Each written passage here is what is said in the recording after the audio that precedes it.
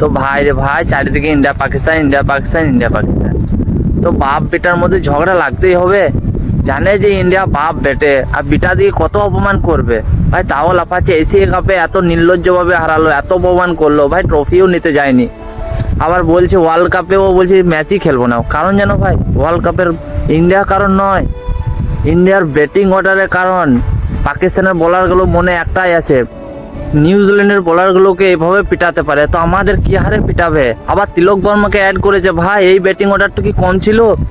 এইটাই তো 350 পার মনে হচ্ছিল। আবার তিলক বর্মাকে অ্যাড করে ওপেনার খেলবে অভিষেক শর্মা, ঈশান কিষান, 3 নম্বরে তিলক, 4 নম্বরে সূর্যকুমার যাদব, 5 নম্বরে হার্দিক পান্ডিয়া, 6 নম্বরে শুভম দুবে, 7 নম্বরে রিঙ্কু সিং, 8 নম্বরে অক্ষর পটেল। আরে ভাই, এই নাম শুনেই পাকিস্তান ঘরে বসে বোলারগুলো কাঁদছে, বলছে আমরা ভাই খেলবো না, ইন্ডিয়া পাকিস্তান বয়কট ম্যাচ। 15ই ফেব্রুয়ারি পাকিস্তান বোলারগুলো একটাই কথা বলছে, ভাই ভাই ঘরে বসে অপমান হওয়ার থেকে ঠিক আছে ওখানে যেয়ে অপমান হবো না।